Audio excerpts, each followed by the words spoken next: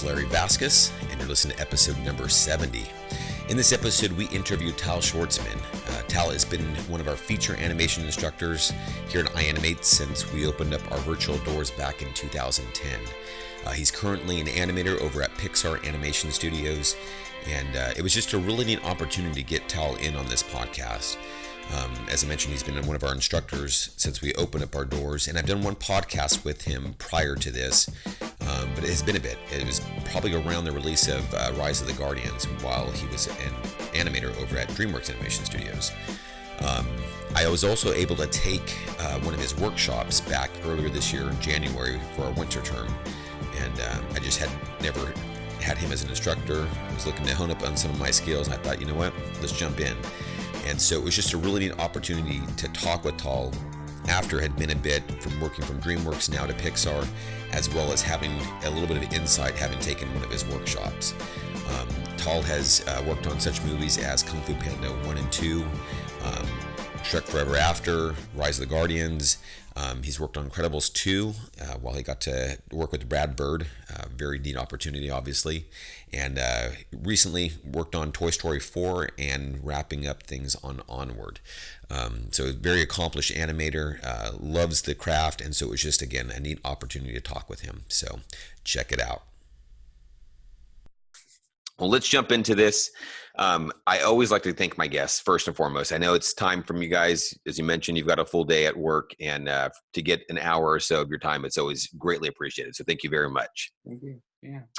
And it's extra special for me because not only have you been a previous podcast, but I was able to take your Workshop 6 class back in January. So it gets a different perspective of now getting to interview you. And I think the last one was back in 2012-ish, I think. That I did? Maybe, yeah. I think it was back when you were still at DreamWorks on Rise of the Guardians. I think it was like 2012-13 was the last one. Yeah. I did anything, yeah. So it's been a while, and I've been one of your students. So that's a really cool opportunity now to talk about you from a different perspective now. So thank you very much for your time. Yeah. All right. We've got the other podcast that we can kind of go into if people want to check out maybe some of the background and stuff. But I'd like to, at least since it's been a bit, kind of get into just briefly what made you want to get into animation. I grew up watching, I think it's very similar to a lot of people that do what I do. I just grew up watching cartoons, and I just started drawing those cartoons, like the things I saw on TV. Mm-hmm. And that's kind of how it started. And I think it wasn't, I grew up overseas in Israel. And my family kind of went back and forth a lot. And it wasn't until I think we relocated to the States, and I think it was like in the late 80s or something. Okay. And I think around that time, Disney started coming back with like a bunch of films, like it was like Oliver and Company and stuff like that. That I think I realized it was like a full-time job that people did, because I think at that time, Disney got really good at like publicizing or like their animators or artists, like, you know, Glenn and all those guys. And so then a lot of information started coming out. Before that, you know, there was no internet, obviously, at least not that I had access to. And so I only knew that I wanted to draw, and I thought that went hand in hand with it. Okay. The idea of illustrations and stuff wasn't really necessarily you just assumed or put drawing with animation. Yeah, I just think the element was drawing. I don't remember how I connected it, but it was early on. Because I was doing it, must have been second, third, fourth grade. Okay. And so I was doing it pretty early, and the early TV shows in Israel, there was like only one TV channel when I was growing up. And so every summer they would play the same like 3 or 4 TV series that they would do for the run of the summer. Okay. And so those became, and actually most of them are still like favorites amongst a lot of the generational people. And they were eclectic. They're from all over the world. We had some from Japan, we had some from France, and we had like 1 or 2 from the States. Okay. And they would play every summer the same ones. And I think I was just mesmerized by what I saw. And that was kind of it. There wasn't really movies, not that I can remember at the time. Okay. Later on, Fox and Hound might have come out, and that might be one of the ones I remember that I saw there before I came to the States. Okay, very cool. Now, were your parents pretty supportive of this for you, or was that kind of one of those things that are kind of going, "Hey, look, you got to get to college and get a degree first," or how did that work? Uh, Honestly, in retrospect, I'm amazed at how supportive they were. Okay. Um, Knowing my now being my age and having kids, realizing what they too had gone through in their life to provide for their children. Hmm. I thought they would have wanted us, all three kids, me and my two siblings, to be very like academic, but they weren't. They were very much like follow your dream. I think my mom especially was very supportive, and she kind of helped me with the drawing stuff. And I always thought she drew really well, and I was amazed. She actually really helped me early on, and to the That's point where cool. she felt that she couldn't do it any farther, and then she found classes and stuff. So in retrospect, both my parents are extremely supportive. Very cool. Very Yeah. cool. Any favorites cartoons that you're growing up that were favorites that you can remember? The TV shows, there were four that I vividly remember. One, and that it was funny. Just in the last few years, I actually learned its origin. One in Israel is called Halev, which means I think it was translated in English to 3,000 Leagues from Mother, and then it has a different name as well. And I think Okay. the name is called Marco. And it's about this kid whose mom leaves. I think they're in Spain, and she leaves to go to Argentina or something to work off their father's debt or something like that. Mm. And then she gets sick, and he goes to follow her. And it wasn't until I think 4 years ago I actually found out that it was actually one of the later projects from Hayao Miyazaki and Isao Takahata. He was like, Isao Takahata was director, and Miyazaki was like the layout guy, and it was one of their last TV shows before they started doing film. Oh, I didn't even wow. know that. Yeah, I didn't even know that till. And this thing is like insanely popular in Israel. It's one of the most iconic TV shows. Another one was I think it was called Time Was. It was like Hayoaya, or There Where Was Time.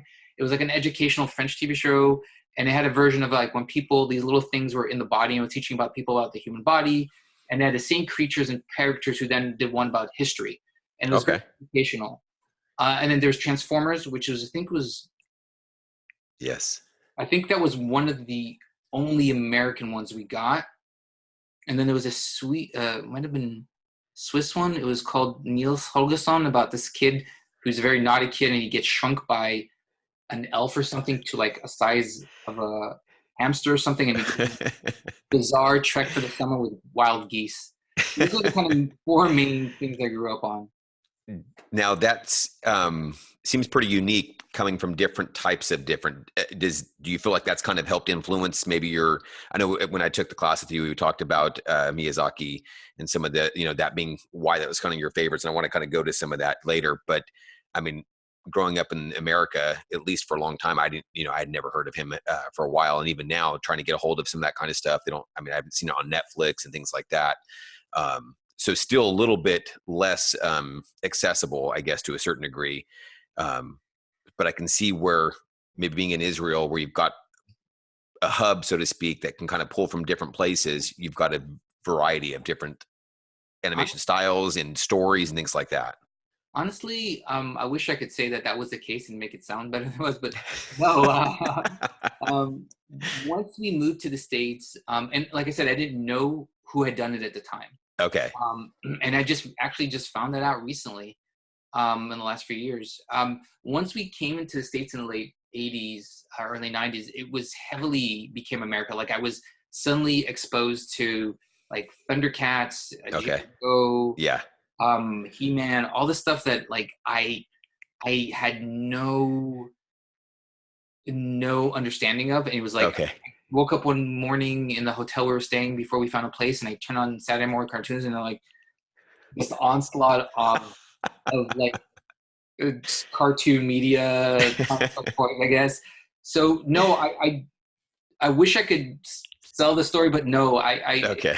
heavily towards American cartoons once I got here. Okay. Hey, this is kind of a side rabbit trail here, but there's a really cool documentary series on Netflix. I don't know if you have Netflix. It's called The Toys That Made Yeah, Us.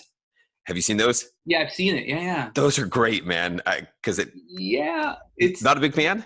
No, I am. I've watched all the seasons. It's really terrifying because it's like it gives you a little bit of a window into like your childhood, and it kind of a little bit killed my childhood a little bit. It's like, Okay. oh, that's how it was just interesting to see like, oh, He-Man Filmation really brought the story to that, to that whole thing, and Uh-huh. it was really interesting like fascinating Kind way of. to see the backstory behind all that stuff, and Okay. it's kind of how the sausage is made. You don't necessarily actually want to see that, but it was definitely interesting. Yeah, I loved it. Yeah.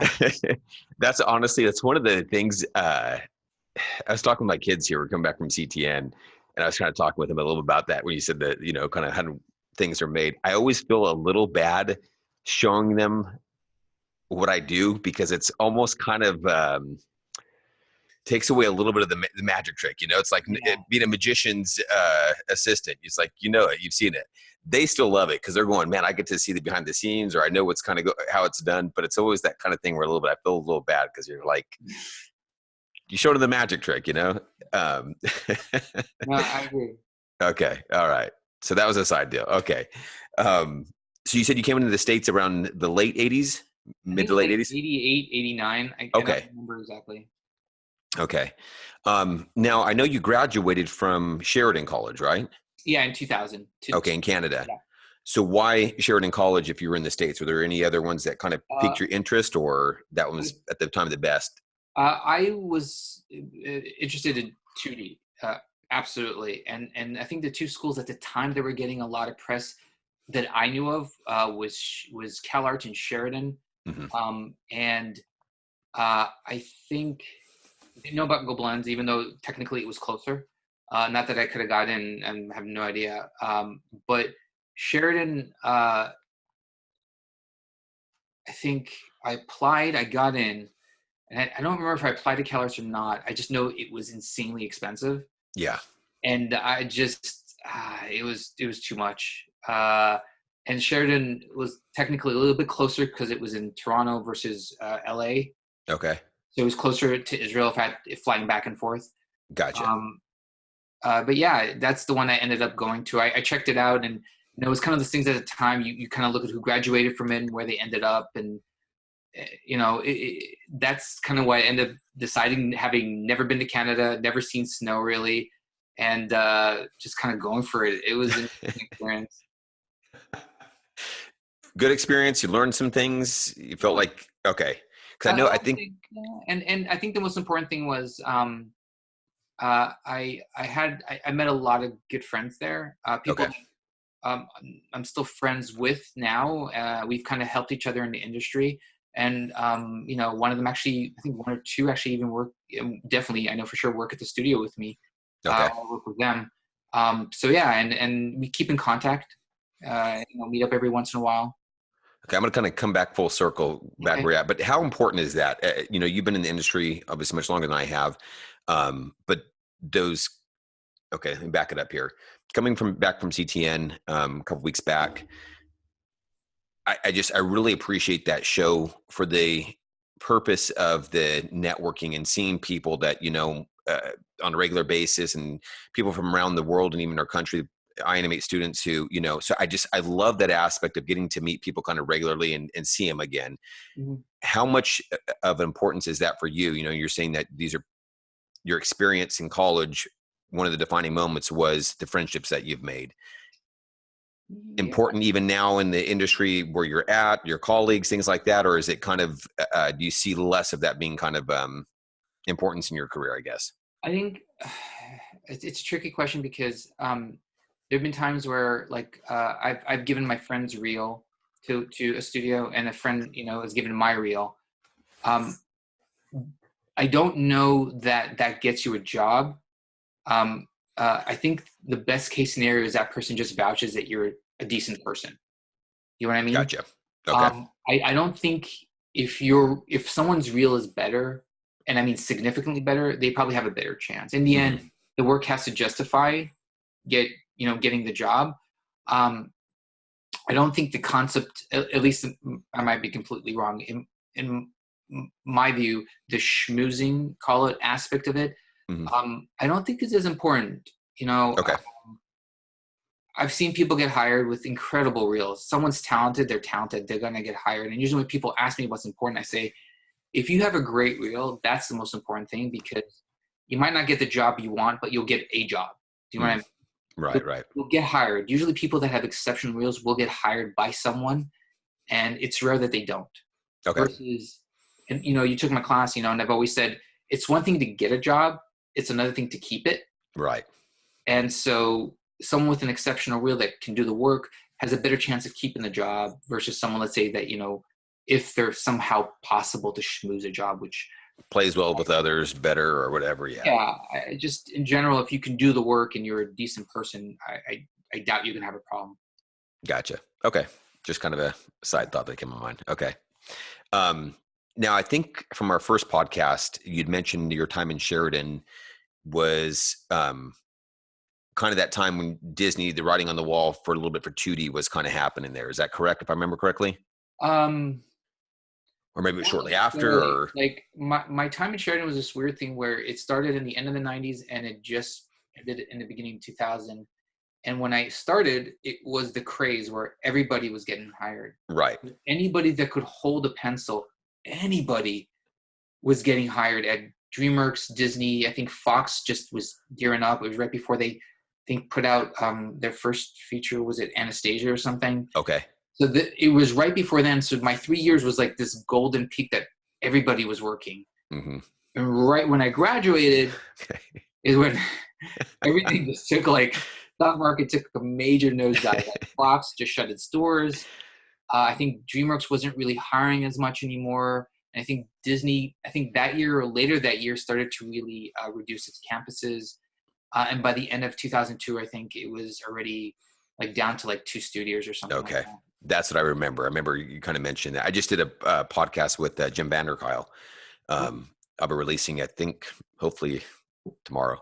But he was talking about that, when he was at Warner Brothers and his last project was, I think they had finished up on Osmosis Jones, but he had worked on Iron Giant and then Osmosis Jones. But then it was like, okay, we're done, with the 2D. And so it was that same kind of, probably real close to that same amount of time too, where it was just like, okay, it's not working. Yeah, I'll come back to that though. Scary time. Yeah. So, okay. That being said, you're in your latter years of college to go into 2D. What's going on through your mind? I was kind of, because of the downsizing, I was just kind of like, I'll do, instead of film, I was like, cool, I'll do commercials. Commercials are high quality. Okay. Yeah, yes, I'll do that. I'll take any job. And I think at the end of the school year, I think every college has this thing where they invite the industry to come and see people's work. Mm-hmm. So they invited, I can't remember what they called it, but they invited a bunch of students to come out and see our work. And they all asked us the same question. I was like, hey, do you do CG? And it was kind of weird and frustrating because it was asked by people that had gone to the school and done the same program. Okay. And we knew that we were barely sleeping. We were sleeping maybe 2 hours a day. And we're like, dude, seriously, you did this. Where do you think? I had no idea what CG was. I was like, is it like Premiere? I can do Premiere. And they're like, no, it's not like Premiere. I'm like, then no, I don't know it. I don't know what it is. I had no clue. Is Toy Story came out in when, 95, 96? 95, 96. I think at the time I was in college, Toy Story 2 came out, and I think Bug's Life. Okay, yes. Bug's Life, Toy Story 2. I think those are the only, I think those are 2 Pixar movies that came out when I was at Sheridan. Okay. So the thought of going into that route hadn't quite crossed your mind yet. When I was coming to my last year, I was open to anything. Okay. Just realistically, because it was very obvious that you just want to get your foot in the door. Mm-hmm. And but I didn't know. I just didn't know anything. Okay. And Sheridan was, at the time, I don't know what it's like now, was very geared towards, I think for all its history, just getting people prepared for the local industry, which was like Nelvana or whatever. So a lot of TV stuff, how to label layouts correctly. There was no, at least that I can remember, I might be corrected, there was no focus on acting in animation. Okay. There was no, there was none of that. And a lot of the stuff we learned was from our peers, like the people that I went to school with, and we kind of learned from each other, in a way. And that was, and none of us had that understanding. And it was interesting. It was, in retrospect, looking at how certain people did things. It's things that at the time I might have thought, oh, that's wrong, that's cheating. Today I'm like, wow, that person really knew what they were doing and had a vision of how to do it. With time you get more perspective about what is a good way to do things, what could help. At the time you just didn't know. Right. So after graduation, how did your path get into the animation industry? Was it shortly after, or? So I applied a bunch of places and they were like, we don't have any work. I'd even gone into Toronto with a friend of mine to get a job at Chuck Gammage, which was like the best commercial house at the time. And the guy liked our stuff, and Chuck Gammage looked at our stuff and he's like, well, let's get these guys some work. And then someone just said, we don't have any work. And I'm like, and it was weird because you feel good because someone of that level of caliber is telling you, oh, your work is good. But like, someone's like, oh, there's no work for you. Right. I bummed around a little bit here and there. We couldn't get anything stable. And so I ended up going back to Israel.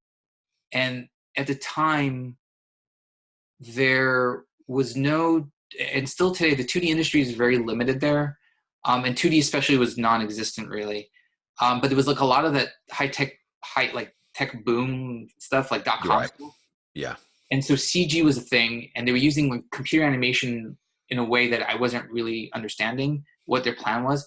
But someone hired me to do some CG stuff, and I was learning. I didn't really care for it the way they were doing it. And the first opportunity I did, I went back to doing 2D, like a TV show. Okay. Locally, and until that kind of ended, which was about a year or two. After college. All this was after college, yeah. So that was like in 2002, and then 2002, an American studio opened up a branch in Israel. Okay. And I can't remember how I saw a posting for it. And I'm like, I sent them an email and I sent them my stuff, and they're like, oh, your stuff is cool. We don't know how it could translate to what we do, but they're like, we'll give you a chance. And I was like, great, a Western kind of, Hollywood type studios coming here. And so I took it upon myself to learn CG in a proper way. Gotcha. So I sat down for like few weeks at home. And at the time, the software of choice in Israel was 3D Max. Okay. It still is the big one. And so I kind of went through like those tutorials, like like Maya Help has those tutorials.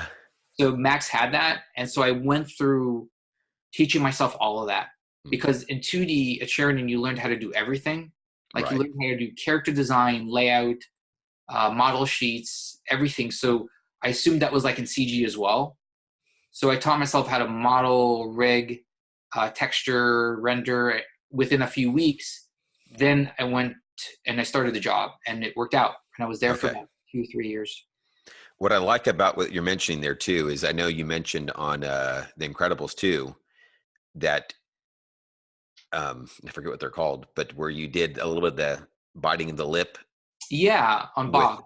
And so you're talking about, you had to kind of learn a little bit of everything, where a lot of that's kind of able to translate even in stuff like that on a full feature movie. Yeah. Going outside the box. I think that's true for a lot of studios. I think Sony, DreamWorks, and Pixar. There's departments that do that, but if you're able to do that for yourself, I think it helps. It's not a necessity by any imagination. I wanted to do that, and I think having just design-wise what I specifically wanted, going in and doing that, I wouldn't say had the confidence. It was more like I wasn't scared to do it. Right. I mean, worst comes to worst, I deleted it. It doesn't work out. But I really had an idea of what I wanted, and I went in there and did those kind of specific shapes, and it worked out. Right. So for those that are listening, it put like clusters around the mouth and certain points. It was more like blend shapes, but yeah, something along those lines, something like a Maya-esque version of that. Yeah. Right. Yeah. Allowed you to get the little bit of creases in here when he bit his lip with the milk carton, right? Milk carton, and then there was a couple stuff with Violet as well when she was eating the carrot. Right. I wanted to show the progression of her eating, and I'm like, oh, wouldn't it be cool if we could just show the bite marks of the carrot? So like, I'll kind of model like the bites in there, and I Uh-huh. got really great support from my soups on it, and they're really appreciative and very supportive of that. Of Very just cool. one extra step. Yeah, it just reminds me of when you said, you kind of learn a little bit of everything. So you worked on this over at Israel for you said for a year or two? By the time I started working at the CG place, I think it was around 2003, 2002, I think. And I think it went to 2004 or five. I can't remember. Okay. Very cool. But it allowed you to get your feet wet in CG. Yeah. Like, Okay. no, what I mean is like, I was animating in CG, but you have to understand, like, what I said about Sheridan was like, no one taught me about acting. So, Okay. I was still kind of learning a lot, Okay. trying to, and I think it was facing the same fears a lot of new people do, whereas like, heavily worked in step blocking, and then when I had to transition, I was always terrified of what it would look like in spline, and it all became a bit of a mess.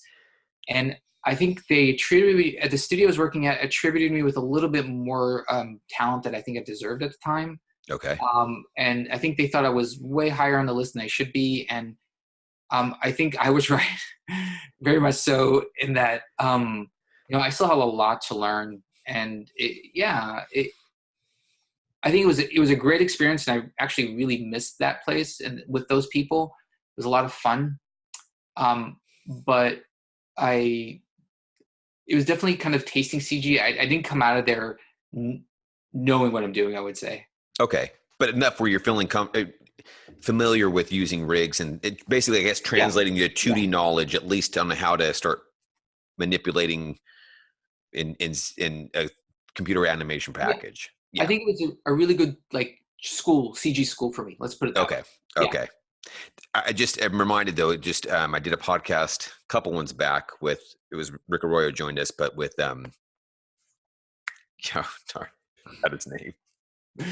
He's been in the industry forever. Okay. Hang on a second. That's really bad. Keith Lango. Yeah, yeah, yeah. Okay. Yeah. Um, and we just talked about in that podcast about not despising kind of small beginnings, Yeah, I mean, I think, it's funny. It's funny you mentioned Key Lango's name. It's also when I was starting out, I didn't know anything. Like I knew all the 2D people. Like I knew Hmm. Glenn's name, I knew James, I knew all the 2D Disney guys and Don Bluth and everything. Um, I didn't know any CG people. Hmm. And it was funny, in Israel, the two names that always popped out was Keith Lango, because he had like a blog, I think, at the time, Yeah. Yeah. and then Victor Navone, Hmm. because of Alien Song. Right. And Right. those are the two people that like they always held up and like, okay, this is okay. So at least it gave me something to look at, and they were also two individuals who actually showed their process really early on, which was really Hmm. cool. No one Yeah. did that in CG at the time. And what I was going to say is I wasn't one of those people that kind of got out of school and hit it big right away. I mean, I work with people that happens all the time, right? All the people that either came right into DreamWorks out of school or come into Pixar out of the internship and then stay. Right. I wasn't one of those people. I had a very, very long road to get where I was going, and I wouldn't change it. I actually very much enjoyed it, and it made me the person I am today. Right. So very proud of that. That's why I guess I was saying that, not despising the small beginnings, because it's one of those things that, like you said, it helps shape us, it makes us, and I think it also helps keep things kind of realistic, because the idea that, coming out of the programs, or whatever, and jumping right into, a Pixar or something like that isn't always realistic. Some of it, it takes time, and even afterwards and such. So And I just like hearing stories like that. it's not always about talent. I've seen very talented people not necessarily get the job right away. A lot of the things that people don't understand, sometimes it's just timing and opportunity Mm, and luck. Luck has a lot to do with it. It's like, are they looking for someone at that moment? Or for some reason, does your works hit a spark? Spark someone that's looking at your reels. Some of it is absolutely like your work, talent, and great. Sometimes it's just luck, and right. you just have to have that kismet of both. Now, if you're insanely talented, you can maybe generate that luck for yourself Yeah. more often. But I think it's a mixture of a few things. Gotcha. Very cool. Um, how shortly after working in Israel at that studio. And what was the name of the studio again? It was an abbreviation of, it's called IDT Israel. I think the Okay. IDT, the original, was in New Jersey, and I think that was like the Israel branch. Okay. So how far after that did you move back to the States and start in, some of the Mm, other studios? So that studio folded around that time, about 2004 or five, and I did a little bit of commercial work at a VFX commercial house, which was Okay. intense. That place taught me how much I didn't know. Okay. That was a very kind of good experience in that it put me in my place. Not that I was thinking too much of myself still, but still, it was Cleared very, any. yeah. At the same time, it wasn't. It was also an eye into commercials, and definitely what I don't want to do with my life. Uh, and I wasn't there for too long, like maybe 8 months or something. And then I got a gig at Blue Sky Okay. as a temp animator on Ice Age 2. Okay. I think this was 2005, the summer of 2005, and then I moved back to New York um, in 2005, and I was there for like 5 months, I think 5 or 6 months, I can't remember. Okay. At Blue Sky at the time? At Blue Sky, and it was Okay. still in White Plains at the time, I think. And I think at the time, I was definitely open to doing other things. Like I was, and I actually started looking at games studios afterwards. I was playing games. I'm like, I like games. I could definitely do that. And I'd started interviewing at a few game studios, and by whim, I knew someone that was an animator at DreamWorks, and he had mentioned, oh, they're hiring. You should submit. Interesting. And I submitted just some tests and stuff I did. And to be honest, I was full-heartedly ready to sign on with a game company. And at like the 11th hour, my wife was like, there's always going to be game companies out there. It's DreamWorks. You might not get another chance. And she was like, we should just try it. And I was like, okay. And then we did. And here I am, was it now 14, 15 years later? Yeah, Yeah. that's crazy. That's crazy. Now, so what was your first project at DreamWorks?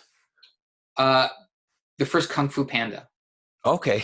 That's a Yeah, pretty cool project to jump it onto. was. And the weird thing was, when I was interviewing for the job, I got interviewed for two different projects. It was B Movie and Kung Fu Panda. I think it was Shrek 3. And I didn't know anything Kung Fu Panda. Shrek I knew, and I Uh-huh. really liked the second one. I thought it was a really funny, good film. Hmm. And then B Movie I didn't know anything about, but I knew Jerry Seinfeld. Everybody knew Jerry Seinfeld. Right, right. Kung Fu Panda, there was like one image online, and I was like, I don't know anything about this. I don't know who this guy that's in charge of the film was. I knew the name of the guy that was in charge of B Movie because he was an animator that I knew by name. He was a 2D guy that I loved his work. He did, it was Fabio. He was a soup on Aaron on Prince of Egypt, so I loved his work. Oh, cool. And then I got picked by Dan Wagner, who was in charge of Panda, and it was one of the best experiences I've ever had in the industry, and it was just so bizarre. Yeah. It was the perfect movie to start at a studio. No kidding. Yeah. No offense to B Movie or Shrek 3, but Kung Fu Panda, the very first one, was definitely a good hit for you. Yeah, it's probably my favorite DreamWorks film, I think. Oh, cool. Not just that Okay. I worked on, but my favorite DreamWorks film. Really? Yeah, I think it's just I think everything fired was perfectly firing in that film. It Yeah. was a really tiny crew. And it was one of those rare occasions where some of the story artists also ended up being animation supervisors. Oh, interesting. Okay. Yeah, Now, and how so did that benefit it then? because you had people that were just familiar with the mature, like where it started and where it was going. Okay.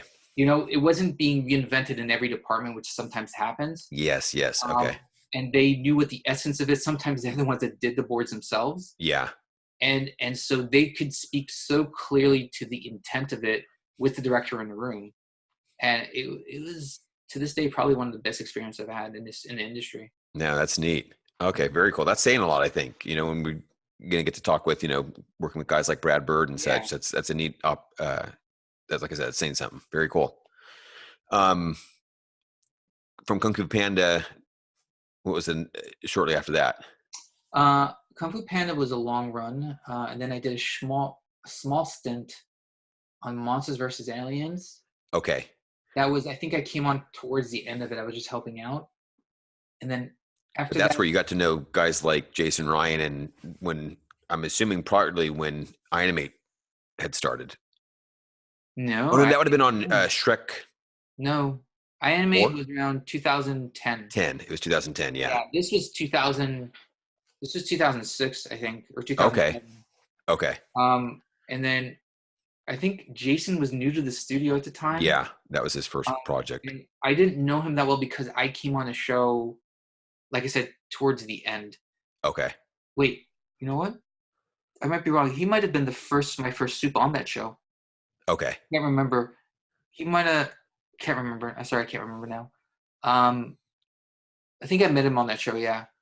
The reason I would say that is because I just remembered that time, and it was just kind of neat because he kind of started handpicking guys like you who he had worked with. I think that was later though. Yeah, I think that was. Okay, it might have been more on Shrek Yeah. 4. I think it might have been. Might have been because at that time I had just gotten promoted to animator. I was when I started at DreamWorks. I started as a crowd animator, like Okay. crowd background, which is a great experience. I did it for like a year and a half, I think, for most of Kung Fu Panda, and it's just a great experience to learn and start slowly and get to know the software and everybody.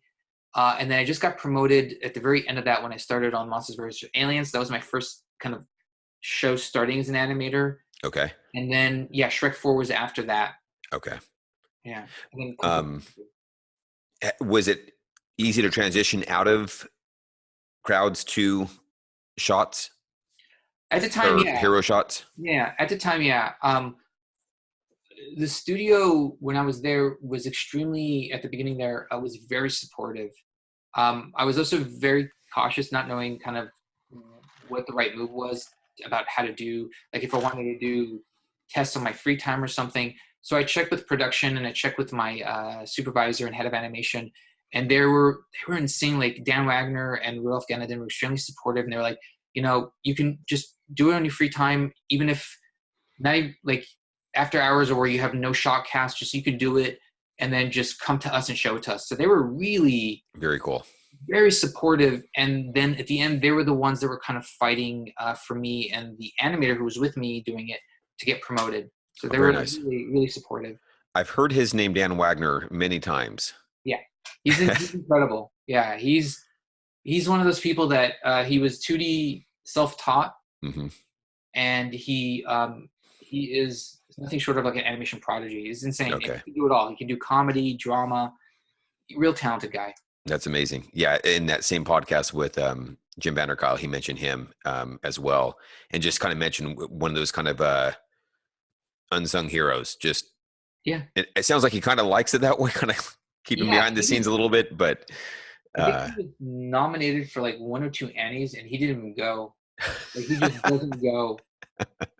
And in a weird way, I respect that more than anything else. Okay, To him, he's just like he's all about the art form, gotcha. and he got where he was because he's incredible. His 2D stuff also is.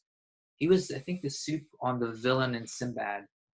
Okay, Pfeiffer character. He is just a phenomenal animator. oh, that's cool. Yeah. Very cool.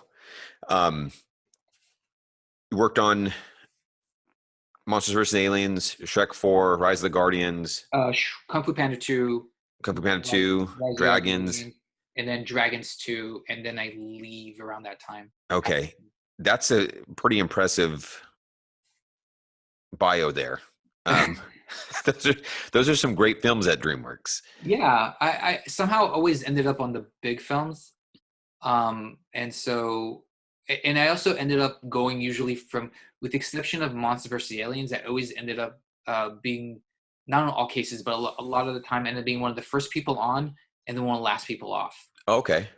Which was always a great experience. Sometimes it was exhausting because it's just like you wanted to end, but at the same time, you were on a show for a year and a half, and that was just a really great experience. Okay, getting to work with the team and stick with the characters for enough time to. Yeah, and developing a relationship with the director so they can trust you, get to know you, and Gotcha. as well as the soups and the head of animation on it. Yeah. Any projects, obviously outside of Kung Fu Panda, that, like I said, some of the ones I mentioned are kind of highlights in your mind as well? Yeah, people are usually surprised when I say this, but Shrek 4 was a great experience. I Shrek, liked Shrek 4. I really yeah, did. what I'm saying is you know, people, I mean, I think there's an unfortunate stigma that sometimes goes on with Shrek. Yeah. But I have to say, I had a great time working on that film. Okay.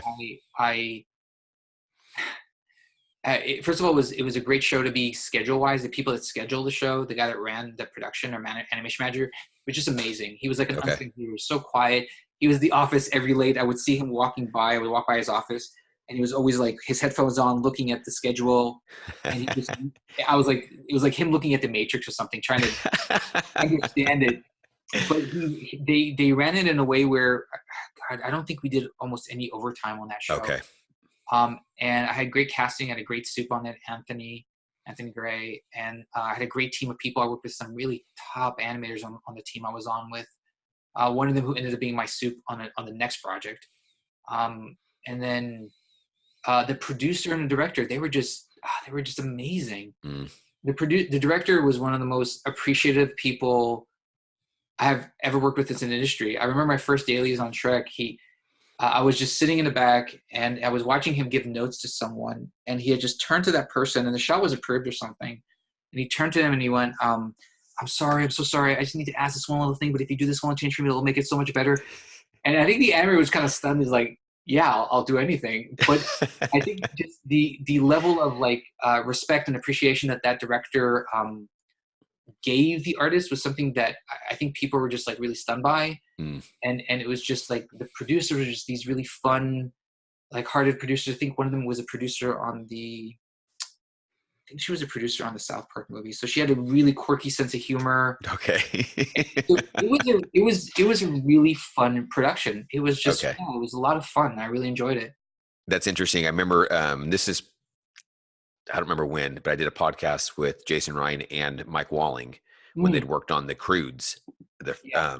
And they mentioned that was one of the best projects they'd worked on. It was for very similar reasons. Just Yeah. the way the production worked. And it was just it's one of those things you get to actually enjoy doing what you do.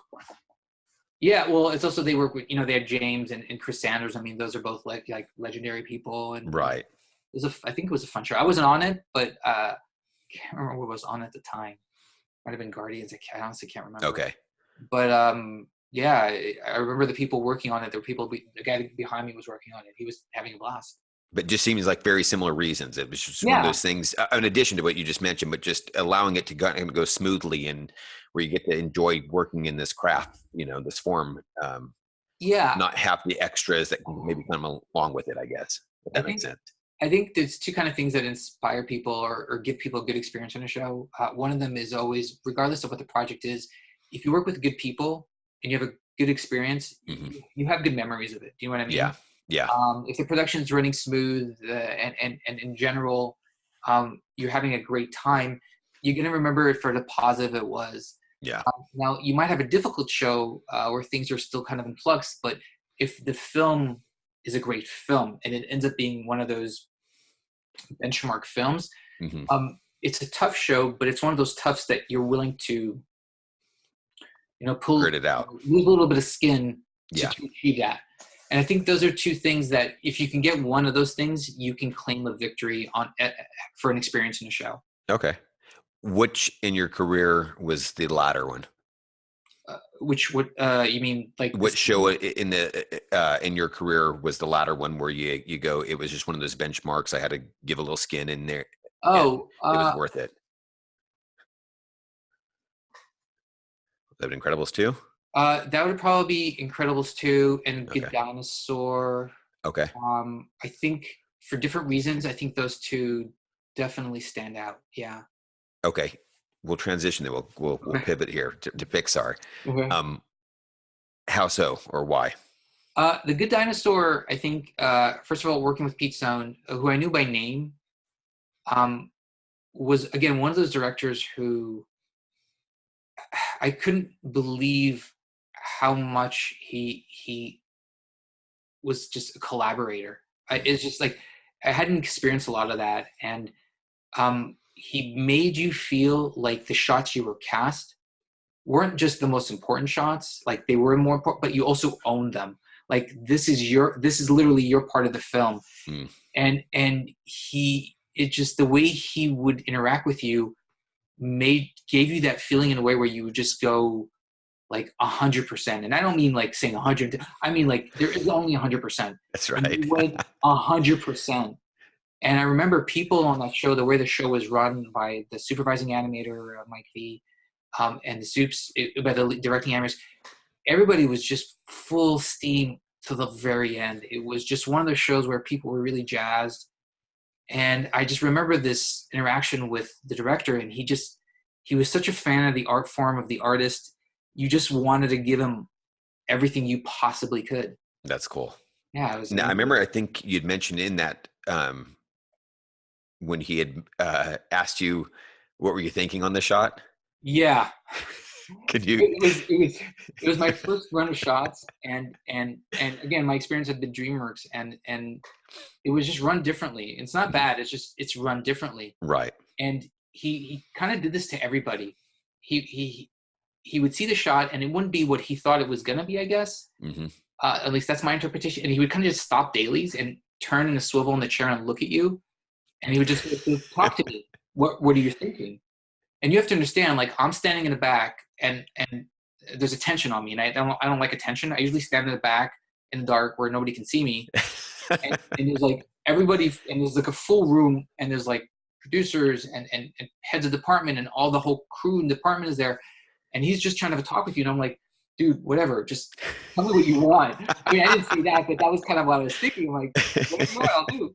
And he's like, no, just talk to me here, and then you tell him what you were thinking, and he kind of pauses, he turns, he plays it, and he's like, okay, I can see that. And then he continues to go through it, and I'm like, what just happened? And that's how things run at Pixar, right? That's, the studio is very collaborative. Dailies especially is this very collaborative place where ideas are just thrown out and everybody has a say. And I wasn't used to director like looking at me and going, so hey, what you're thinking about? Let's talk. It was just like, dude, whatever you want, I'll do it. I just was ready for it. It caught me off guard. That's awesome. Yeah. What I love about that, that's just my personality, and that's, I think, why I started the podcast here at iAnimate. I've always liked conversation. It's one of those things that it get out ideas. You bounce things off one another. And for me, it's just, okay, even if I have a chance to be heard, if I'm wrong, there's an opportunity to be corrected then because I've been heard. You know what I'm saying? If he asks you, okay, what were you thinking on this? And you're like, I was thinking this and that. Oh, okay.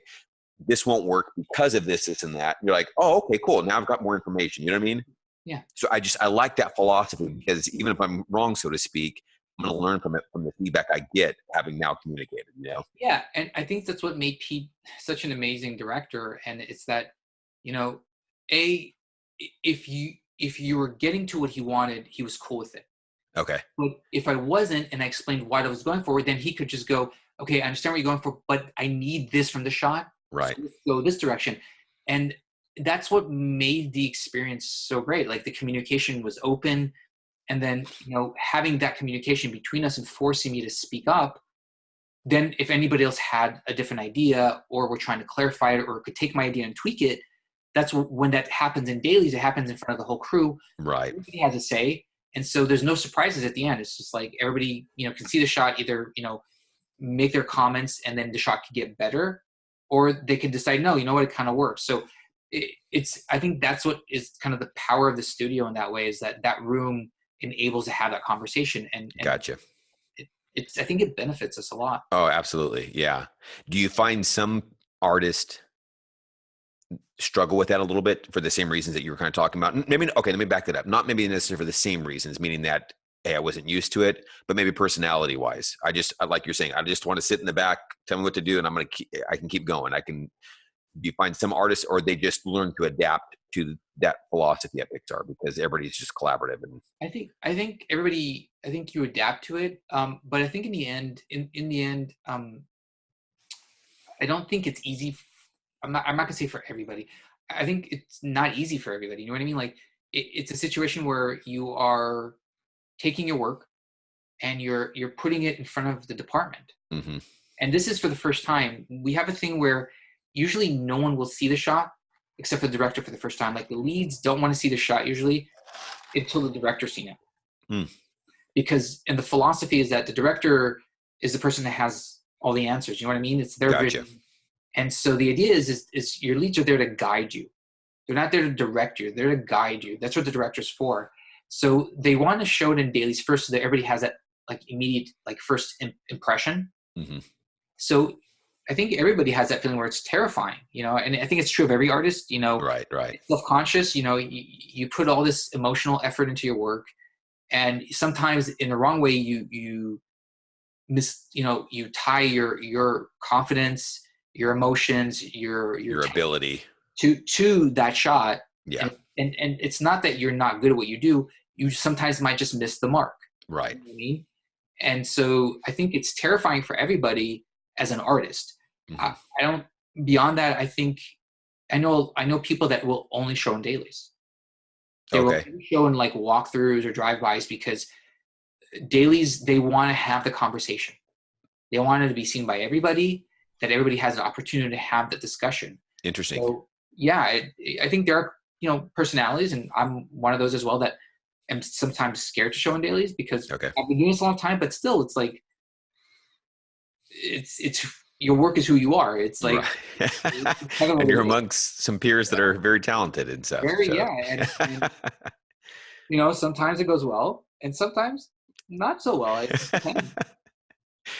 What was some of the biggest things you had to adjust or adapt to having transitioned from, you know, because every studio has their own philosophies and DNA. So what was some of the things that you had to learn at Pixar? I know, you know, you were there, I think Ben Rush jumped over around the same time with you, and or I think he was a few years after, actually. Okay, was he? Okay. Yeah. But kind of from the same vein, he'd been at DreamWorks for many years, you know. So to come into a new studio that has a whole different culture, and I know even probably I think from Disney it might have a different culture from even Pixar, and they're, you know, owned by the same company. What were some of the things that you had to learn to adapt to? And I think part of it was I think what the focus was at the studio. Like when you look at the shot, the question is always asked, okay, so what's the idea of the shot? And that question is asked just so for clarity. And so what that means is there was a lot of focus, at least on the films that I was working on at DreamWorks, on physicality, like mechanics and physicality was a huge focus. Okay. I'm not saying that doesn't exist at Pixar, but the idea is kind of the core of every shot. Like, why is this shot in the film? Like, to be able to answer that. And so I think for me, I changed my workflow when I first got there a little bit, and I changed again later on. But for me, it was trying to always find the core idea of every shot and try to simplify everything about the acting to that one core idea. Okay. Meant that while at DreamWorks, there was stuff that we always, at least I did, and in the movies I worked on, we put a lot of interesting stuff like detail into the animation. That's sometimes stuff that was, in the end, not, at least in the view and the kind of work we do here, is not a necessity for the shot. And so it's always trying to find the simple, clear idea of what you're trying to say in the shot and focusing on that. Okay. Yeah, which is fantastic. That's what one of the stuff I loved learning in your class, your workshop. It was very much, you used that term, motion versus emotion. Yeah. I always say kind of what's like, is it motion or is it emotion? And I always usually say, was it what the shot needs to be versus what you want it to be? Right. And those two things tend to be in conflict a lot for animators. We have this need, I mean, we have this need, kind of, it's a very, you know, explanation of what our name is, animators, you know, it's to fuse with life. And so we want to move things around. We want to show how well we can do things, how well we can do overlap, how well we can do mechanics. And sometimes the biggest struggle is like, well, you don't really need to do anything in this shot. This shot's about you not doing anything. Right. It's a struggle a lot of the time for people. It was very freeing, though. um, learning that and going through that with my shot back in January with you. Yeah. It was very freeing because it helped focus, I think, a lot of the time to that very nature instead of just randomly kind of adding animation or what should I be doing here because, for animation's sake, so to speak. It became more about that idea. What am I trying to accomplish here? And that helped focus then. That's why I think the freeing part, because you want, okay, this is going to now dictate my acting choices or my movement now based upon that. It became, the target was, I think, a little bit clearer, if that makes sense. Yeah, and I know that tends to be the thing I tell. I imagine at some point my students just are tired of hearing the broken record of me saying, "Yeah, I don't know if you need that. Yeah, I don't know if you need that too. Maybe we could lose that." And in the end, that's kind of what it is. It's you're trying to edit it out. And I'm not going to say it doesn't happen to me. I show my work sometimes to fellow like to colleagues and one or two individuals, and they'll be like, "Hey, do you need that?" And I'm like, "Oh, I don't know. Let's delete it and see if I miss it. And if I Right. don't, then I don't need it." Right. And I think that's the thing. It's like we all have to get better at the self-editing thing, but you also need your friends to kind of to have that second, set of eyes. And I think everybody Right. needs it, so you don't, because sometimes we fall in love with our shot or we become numb to it. We're not able to see it anymore. Right. And that's one of the things, it's kind of funny. I tell my kids this because doesn't even have to deal with animation, but Jason Ryan, who does, or even weekly demos at iAnimate, he mentions multiple times, we're all blind to our own work. Yeah. And so I love that because I'm going, here's a guy who's been in the industry for probably 30 years, almost 20, late 20s. Oh, And here he's still going, I can do the same thing. We need our peers and stuff. So it's one of the things, like I said, even when it's not animation, I'm talking to my kids. I'm like, guys, we can be blind to our own stuff here. So I love that idea of leaning on other people for that extra eyes. I mean, this is an industry. We make these things together, right? It takes a village. Yeah. And, if you try to hide away some way in a corner, you're not doing yourself any favors. Mm. And so, I mean, there's definitely individuals I go to that I trust, but they also are very honest with me. The ones, especially like at work, like they're very honest and they're very, and I love that. They're not trying to sugarcoat it. I don't get a compliment sandwich out of them. I mean, they're very like, and I mean, I get like one of them is French. So I get the French head shake. I'm like, oh, really? I mean, and it keeps you honest. And I'm like, why? What? Explain to me why you don't like this. And they tell me, I'm like, okay, fine. Like, Yeah. and it's fair. It's good to have your kind of always checked. Do you have a balance of those kind of guys and gals that you're around you where it's like they're brutally honest and they're the ones that are like, hey man, this is good, but let's kind of, or is it just your Yeah, personality where you're like, they're very honest, and that's probably why I go to them. I like efficiency, and I think the fact that they're very direct, I like. But I'm also okay, direct with them. I mean, they'll show me their work, and I'll be as direct, and But it's not about just crapping on their work. It's just they'll ask, "Why are you doing that?" And I'll be like, "Well, I was thinking this." I'm like, "Yeah, I don't think it's coming across," or I was like, "I don't think you need that." So gotcha. again, it Okay. comes back to that same conversation of why.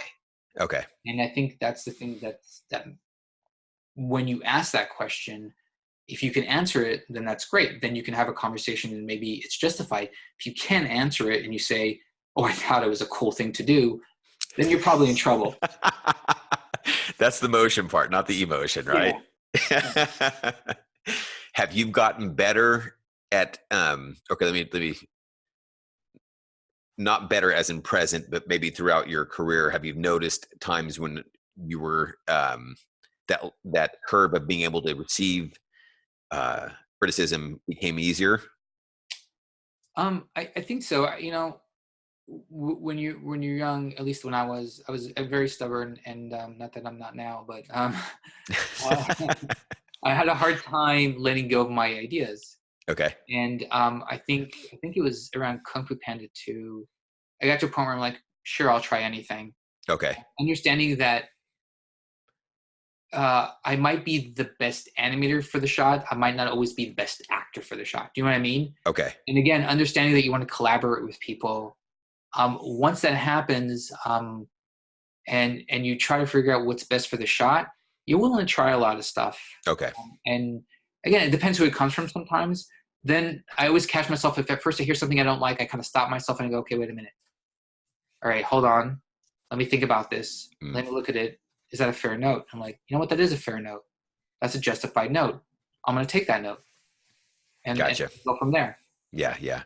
No, I mean, it's a great thing. I know we've got, artists from variety of skill sets. Some are new students, some have been in the industry for a long time who listen to this.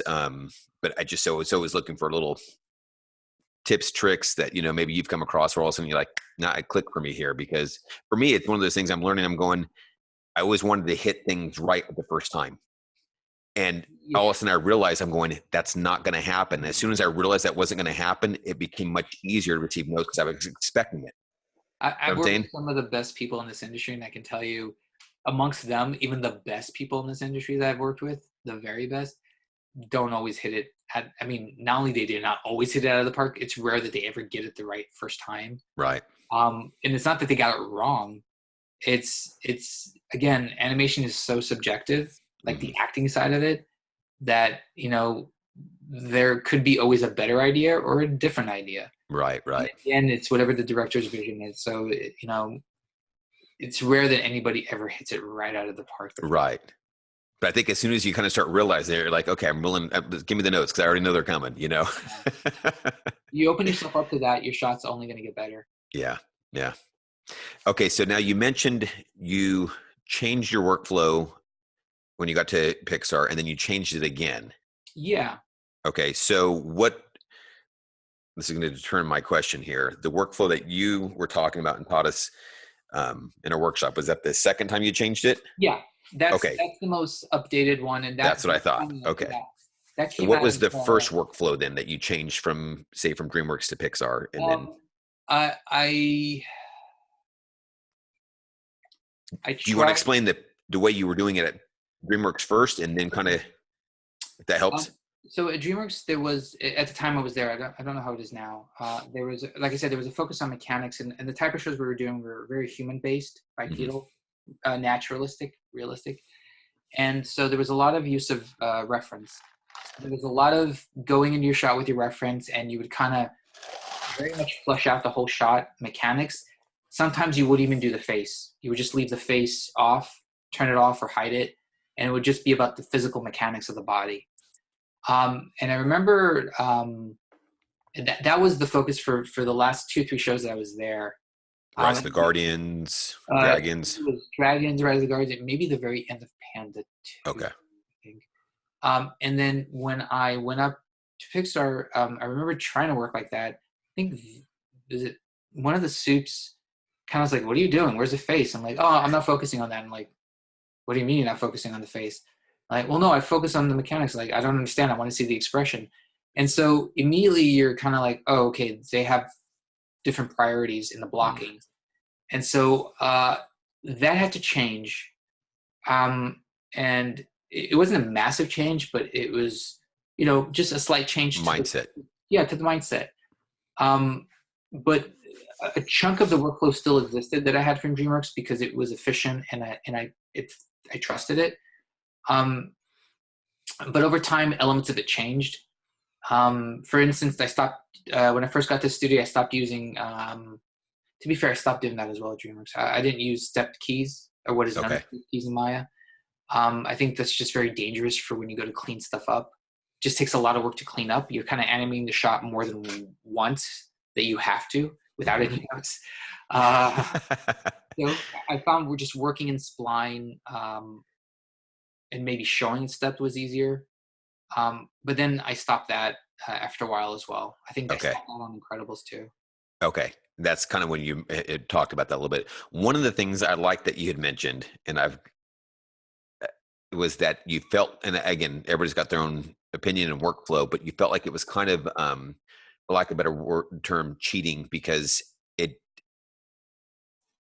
communicated something that wasn't quite there yet in stepped, if I remember correctly. I don't know if cheating is the right word. I think misleading. Maybe. Misleading. There you go. Okay. Yeah. Yes. And I think it wasn't that the animator is misleading on purpose. It's just when there's depending on how you blocked. If you're doing it on twos, then that's something else. Right. But then that's a lot of work that you then have to go and clean up also. Right. Right. But if you're doing it on fours and sixes or eights, a lot of the time what I found was that people are filling in the blank Right. with what they thought was going to be there. Mm-hmm. In your mind, it's very clear what's going to be there because you're animating it. But in everybody else's mind, it's going to be something else. Right. And I found that a lot of the time there was a huge misunderstanding. Mm-hmm. And so the question is like, okay, do you add more information to your blocking? Maybe, but then if your blocking is wrong, did you just waste time? Right. It's all a question of, when you're working in industry, you do want to do the best job you can. You want to find the best idea. You want to do great work. But the realities are there's also an efficiency stand to it. Mm-hmm. These shots have to get done on a certain date. Even if it's the greatest shot in the world, you'll get a certain amount of leeway, and that's great. But you also, if you're taking your sweet time, someone else has to pick up the slack. And that's not fair to them. Right. So you do the best work you can. And I found just working in an efficient, healthy workflow that wasn't, let's call it destructive, Okay. enabled you to make changes on the fly. And then things were clear. And I think on Incredibles, that's kind of where, Incredibles 2, that's kind of where, I had to adjust my workflow for Brad in a positive way. Can you explain a little further? Yeah. So I was trying, I was so jazzed to be on that film to work with Brad Bird. And so I was like 100% into it and just doing everything I can. And I got cast by the Soups, this really great run of shots in the beginning, the whole kitchen stuff with, Bob and the milk carton and the orange juice with the kids in the morning. And I was just ready to go. And Brad couldn't tell what the hell I was going through it. And it was all me. And then one of my friends at work, he comes up to me and he had been in the studio for a long time. He's worked with Brad. And he's like, and he knows I can do the job, but he's like, yeah, but Brad's just not understanding your work. And then he's like, you're putting too much in. And I'm like, what are you talking about? And then he had me call up an animator shot from the original Incredibles, but he had me look at it like in a Play Blast version without any clock or anything. So I could just see what it was, like without all the pretty render and stuff, like what it was. And when I saw it, I'm like, oh, cool. So that's what he wants. And then suddenly, like, I understood that Brad, like, I think the way to say it is like, Brad is not about fluff, like the fluff of animation, like all the overlappy fancy, like he is like the stuff we talked about, clarity and idea. He is an extreme of that. Like he just wants the core idea, nothing else. And once I saw this, I was easily able to adjust my workflow to just focus on this thing. And about to Brad, it felt like it was about the rhythm and the energy of the shot and the texture of it. And once you're able to kind of find that, he responded really well to that. And then there was nothing left to chance. And what was cool in this workflow, it required a little bit more work, a few more hours in the blocking stage. But then that saved me days in the cleanup stage. Gotcha. Yeah. So if you take his class, that you'll get the secret sauce on that workflow. And just, again, the benefit of it, that's what's been, I really appreciate it. It's very much of a 2D approach, right? But just in more of a spline. Yeah, I think it's still pose based, and I mean that's not the way you have to work. I know other animators that worked in Incredibles. Probably the person who did my favorite work in Incredibles was Layered, and he's just an amazing layered animator. Right. And he's like twice as fast. He literally did twice as much footage than I did on Incredibles too. And I wasn't going slow. I can tell you that. He just did twice as much work as everybody. But for me, the response from Brad was so positive that I adopted it, and it served me really well on the following shows. Okay, that's what I was going to ask you. Because of what he was looking for, how did that same workflow continue in regards to other directors who were looking for similar, but maybe in a different way, I guess? I don't know that they did. The thing for me, I think what was with Brad, it shifted my mind. Okay. And it shifted my mind in a positive sense where again, it's I think it comes back to that same thing. What's the core idea of the shot? The core Mm. idea of like what's supposed to happen. And I think with Brad, it went to an extreme of like, it's just that, no fluff. It's just the bare necessities, animated very well, but Mhm. still the bare necessities. And you know, I think on the following show, which was I think Toy Story 4, it was very prevalent that in that workflow. I was able to get to core idea and the chunk of the run I had on that stuff, Okay. and I think it just enabled me to kind of.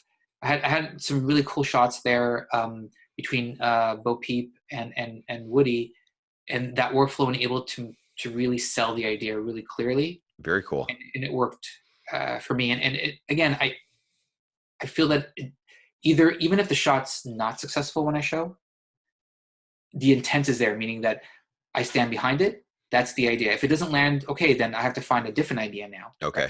I'm not saying that this suddenly made me approve everything. Not at all. I definitely get notes, but I can go. There's no fill in the blank. Ambiguity on. Right. Yeah, Right. it is. It is what it is. If you don't like it, let's talk about why not and where we Mm. can go with it. Gotcha. I really like Toy Story 4. It is a I, great film. I thought it was really, and particularly the relationship between Bo Peep and Woody. Yeah. I There was think just some. Go ahead.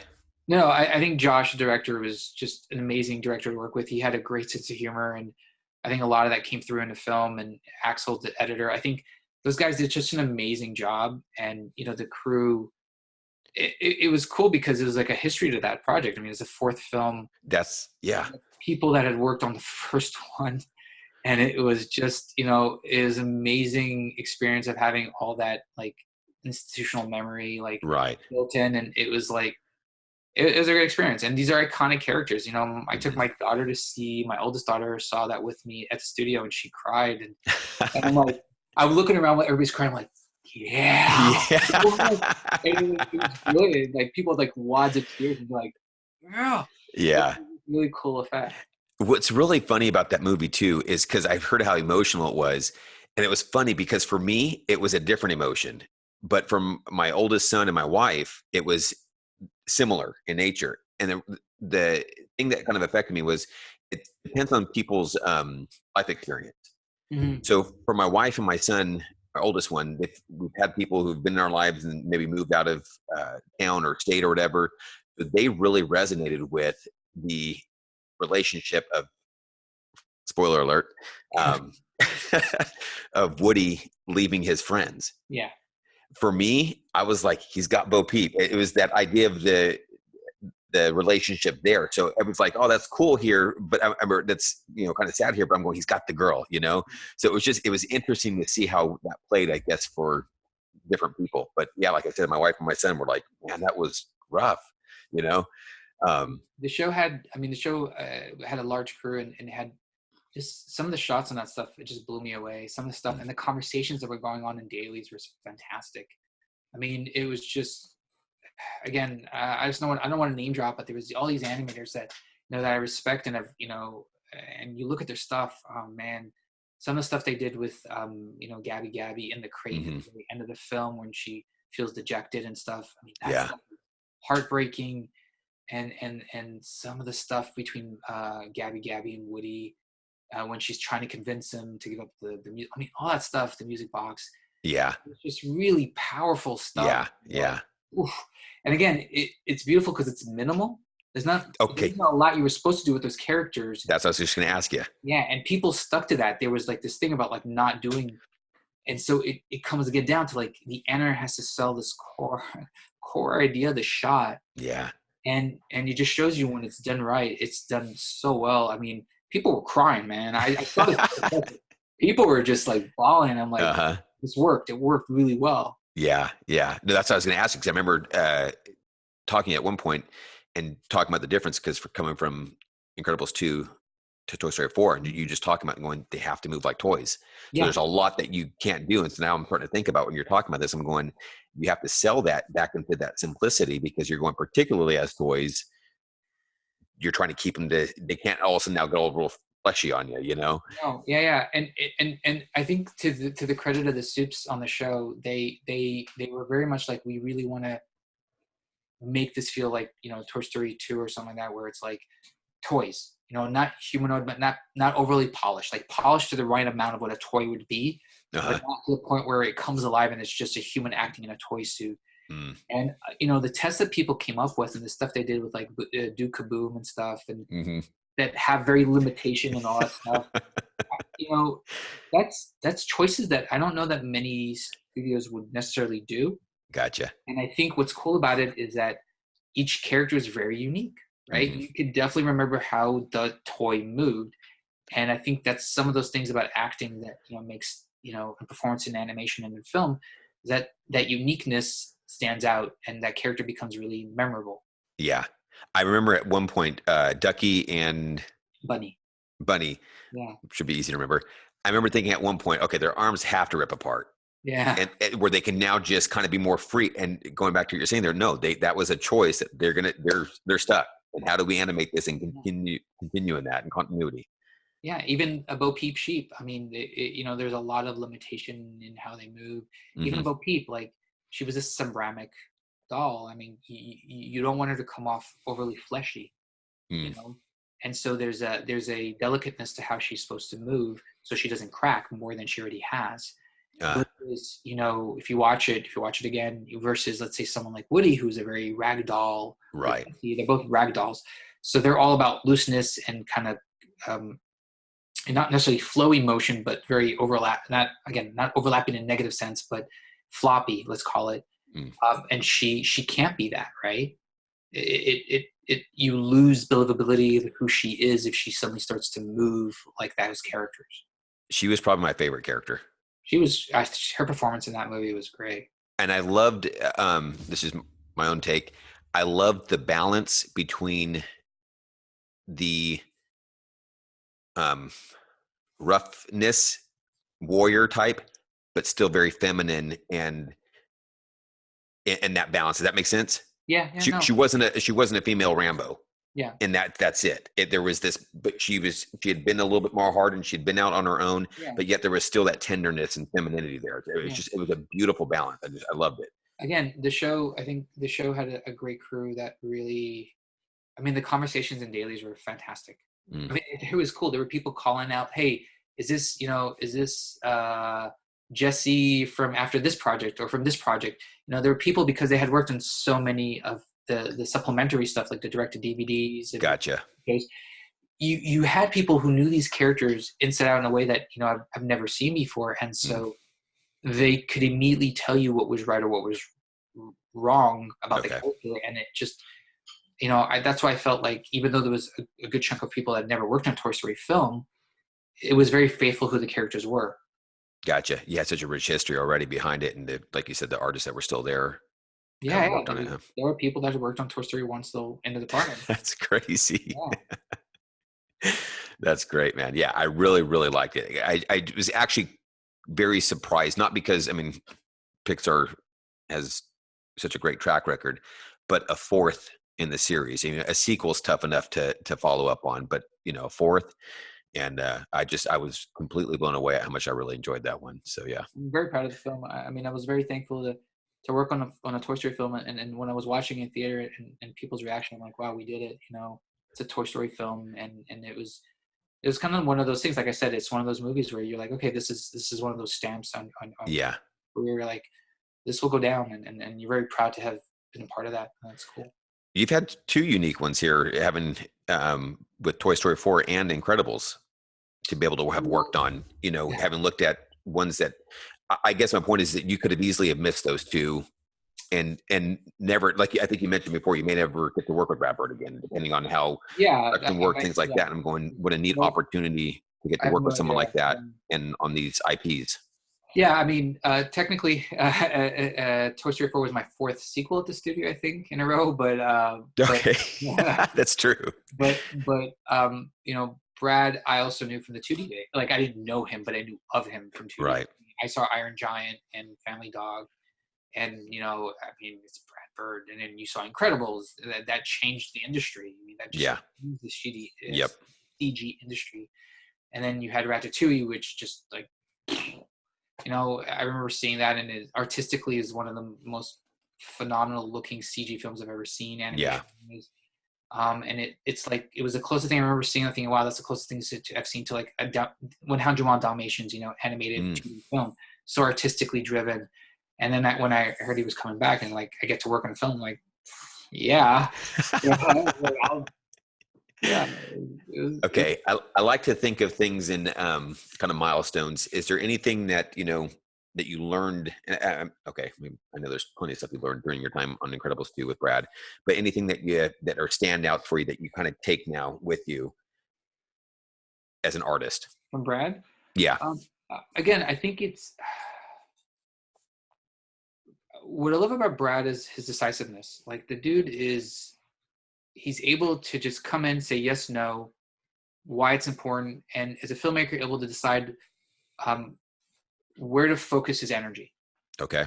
And I thought that was really impressive, and I learned a lot from that, as well as also just, again, like I said, clarity. And I think that's part of it. It's efficiency.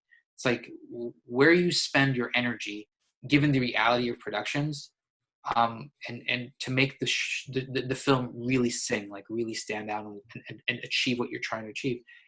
And I think there's this weird thing with Brad. There's like a high of working on a Brad film. Okay. The guy has so much energy. Okay. He gets the department so jazzed. I mean, the guy has so much energy, and it's intoxicating. Mm-hmm. And it's just afterwards, you're like, what just happened? It's such an amazing experience. Yeah, if you can ever work on a Brad film, you totally should.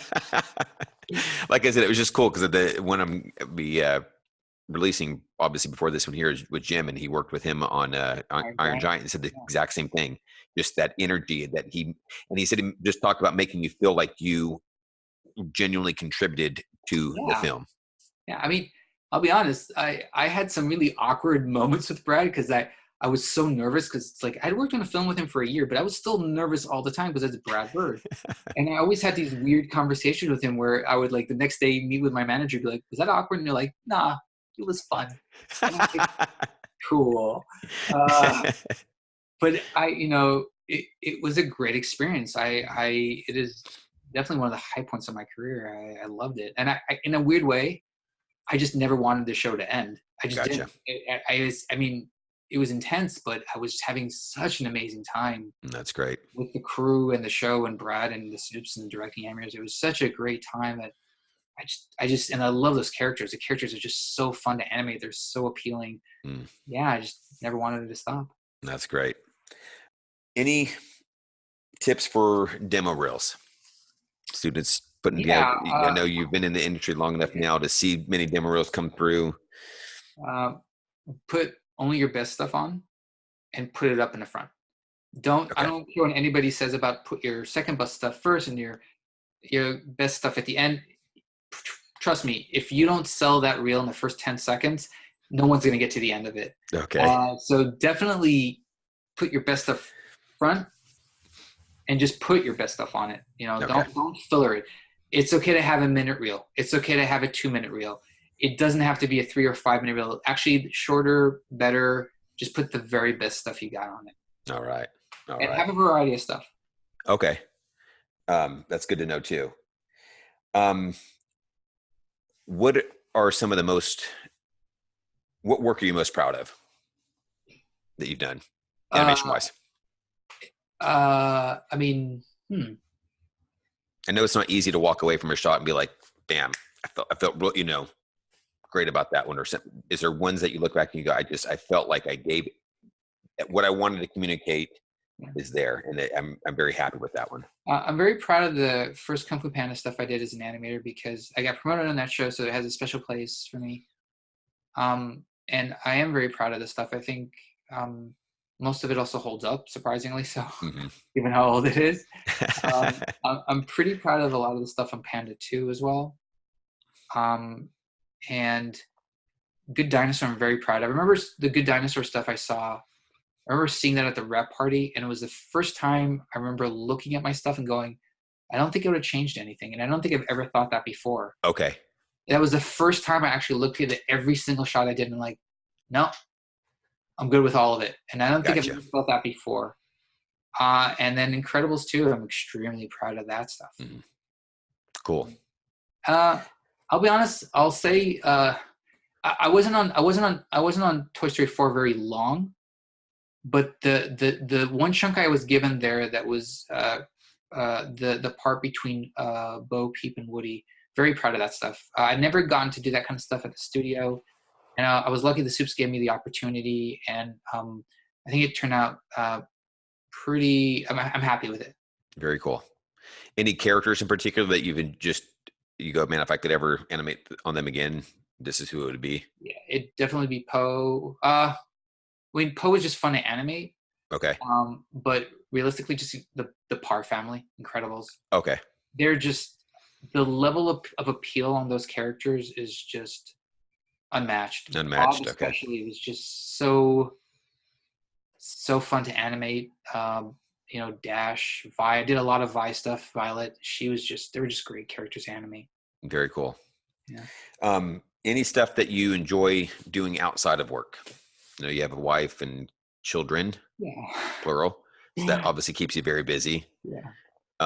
But I'm talking about like, what's the word I'm gonna put down here?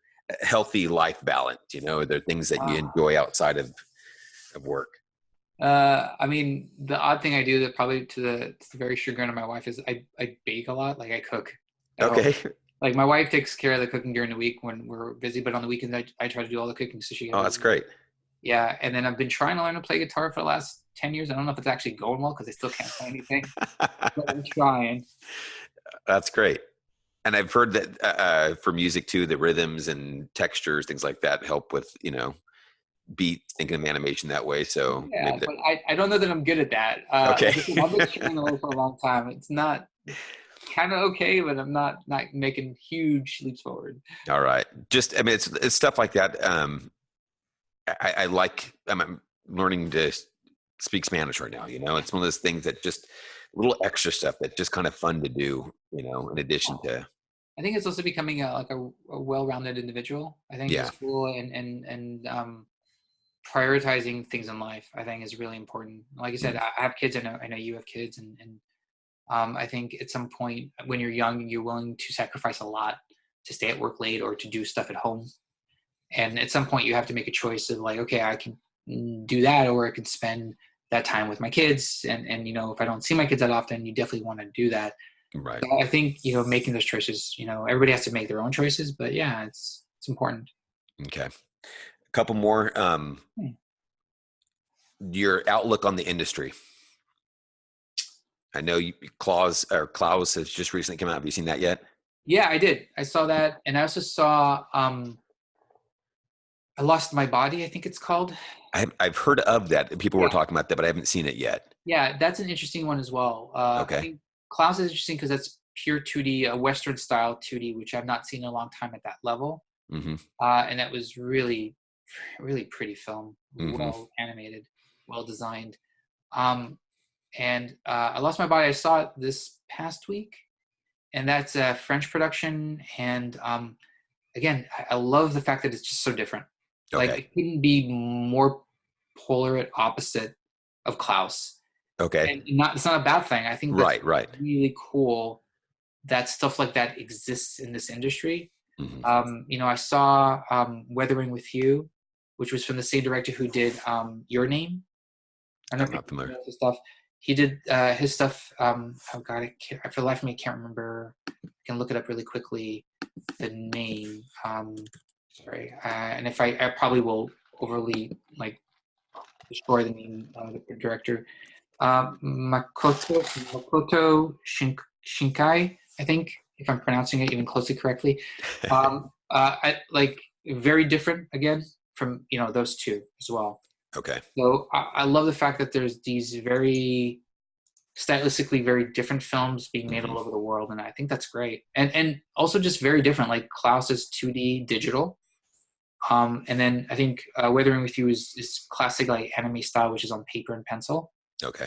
And then I think I Lost My Body. I think, if I'm not mistaken, that was a mixture of. It was done in Blender, I think. Okay. And it was done in a way where they did the CG and then they if I'm not mistaken, he either did a shader or drew on top of it with a grease pencil, Okay. which Very is cool. really cool. Yeah. Yeah. I had a couple people that were replied back to the Twitter post I had done. It said, I can't pronounce his name, but he said, "Why did you stop posting on your blog? It was a great resource." Oh, for the very reason we talked about. When I came up to the studio, I had to make a choice, and that was I went from one kid to two kids, Mm, and I think I promised my wife after the move that I would try and find a little bit more balance. gotcha. That's what you're talking about. Yeah. And so something had to give. Mm, And as much as I actually liked sharing stories on the blog and information on that stuff, believe it or not, it takes a lot of time to maintain.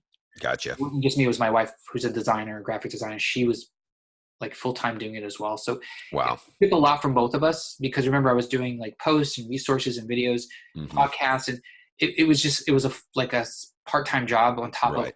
parenting Teaching work here and and teaching, and yeah. there's something I had to give, and unfortunately that had to give. I try to do a little bit on Twitter as much as I can, but it's get a fun balance. Yeah. There's one other question here. It said, "How do you keep up with animation trends?"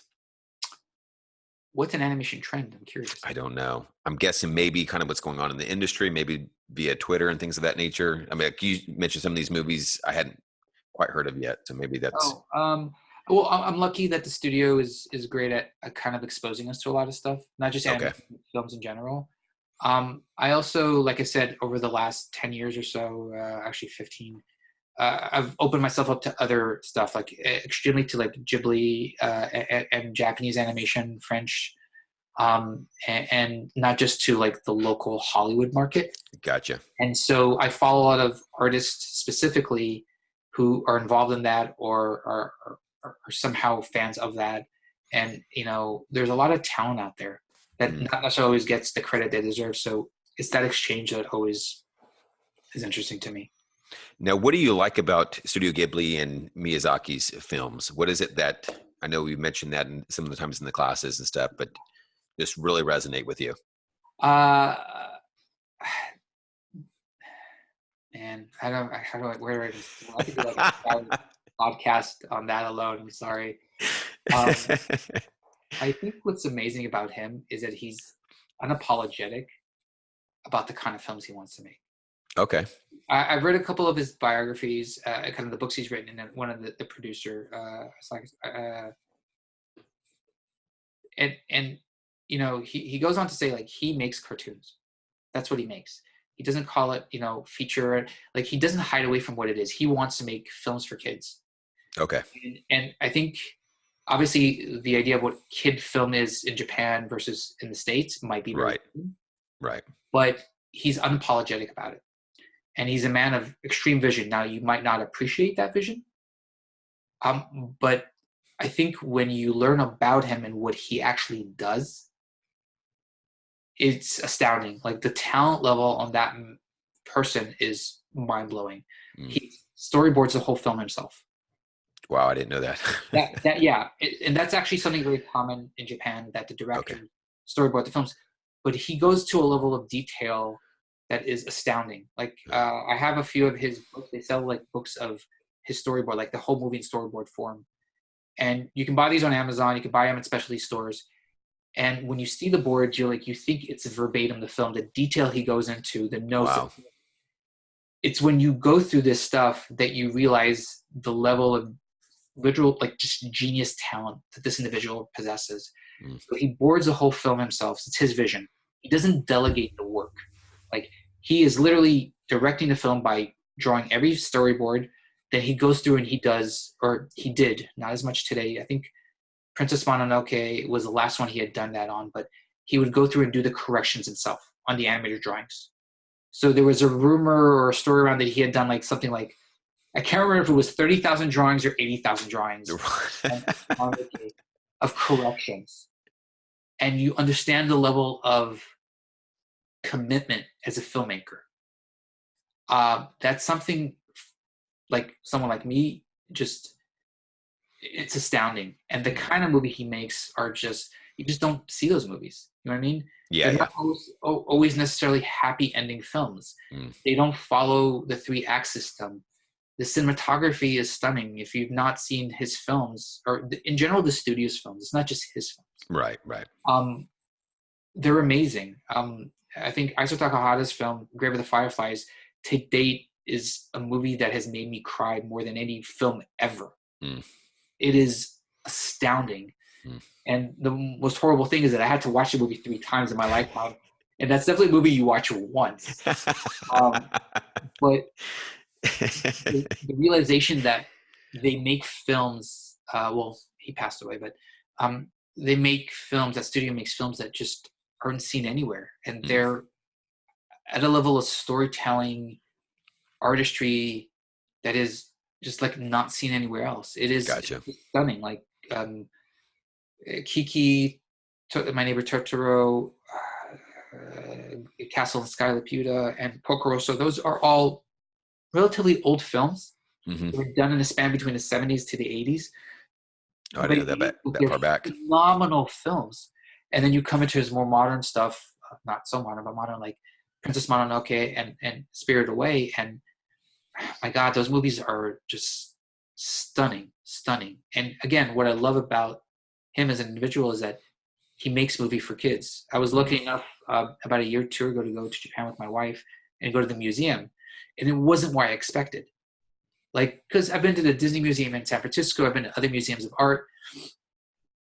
So I expected everything behind glass and like protected, but it's not. He designed a museum based on his perception of what animation is, and it's for kids. Oh, that's cool. And so it's this cool place where kids and adults can come, but kids can play, they can touch, they can come on these kind of made up faux like desks, animation desks, and they can go and go through the pencils and flip the pages. And I'm like, this isn't what I was promised.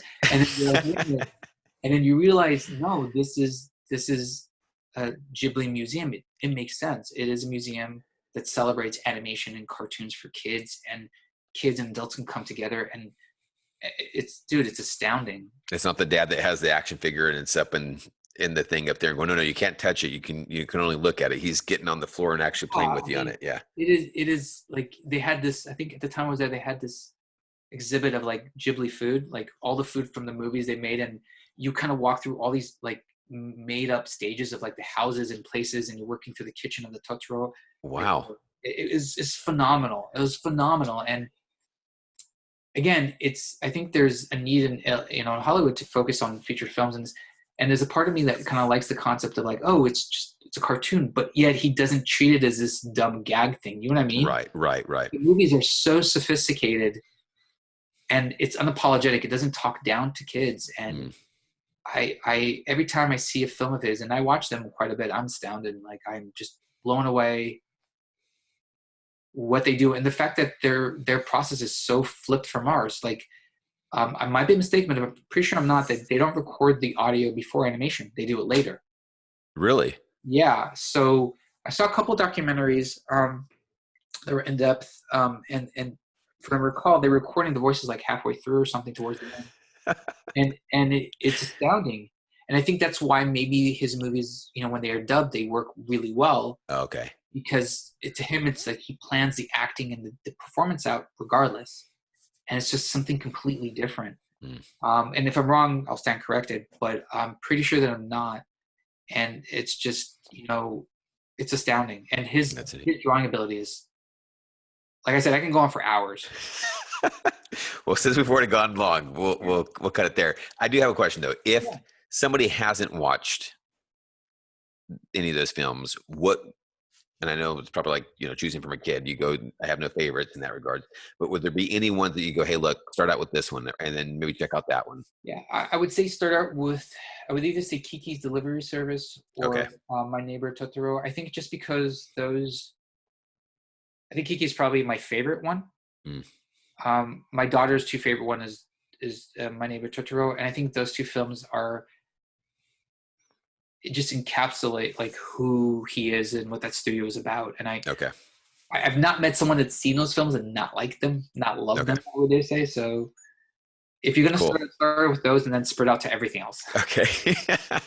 Okay. Okay. My last question, because I don't want to take up more of your time here. What do you see your animation career or your career as an artist? Do you see yourself eventually? I know kind of briefly you mentioned even on Twitter that you've got your kind of your own projects that you're doing or want to do.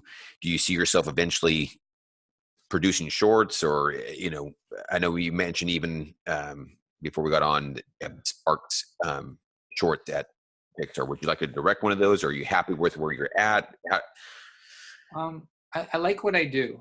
And honestly, every time I do something else, I get a little bit like itchy. I get like an itch for animation. Okay. So I like what I do. But I think what's cool about the studio is that in general, when you call an animator at the studio, they think of people as storytellers. Okay. And I think every animator in the department is a storyteller. Everybody has their own thing going on, their own projects. Mm-hmm. And I think the studio is like really supportive of that. I think because they know what the benefit is. And the benefit is kind of what we talked about, where they can come into Dailies and have those conversations and approach shots not just as a cog in a machine, Mm-hmm. but they can approach it as a storyteller and trying to bring something to the shot that someone that's, maybe just a cog in a machine wouldn't think about. I still, like I said, my workflow has evolved since I've been in the studio, but also, how I look at acting and like I said, my bigger exposure to like Japanese, like Ghibli stuff, especially, it challenges you to look at what you do and maybe trying to do what you do differently. Mm-hmm. And it's not necessarily just Ghibli, but there's also the stuff that's being done in France.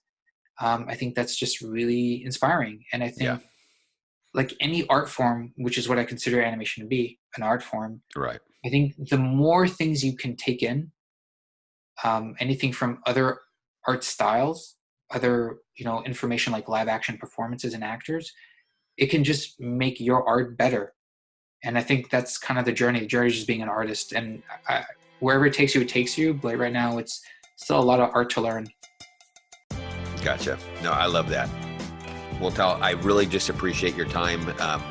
It's been great talking with you. I'd loved having the class with you. And like I said, I know you could go on for hours, but that's why I wanted to be able to do this podcast with you. It's been too long. So appreciate your time very much. Thank you. Thank you.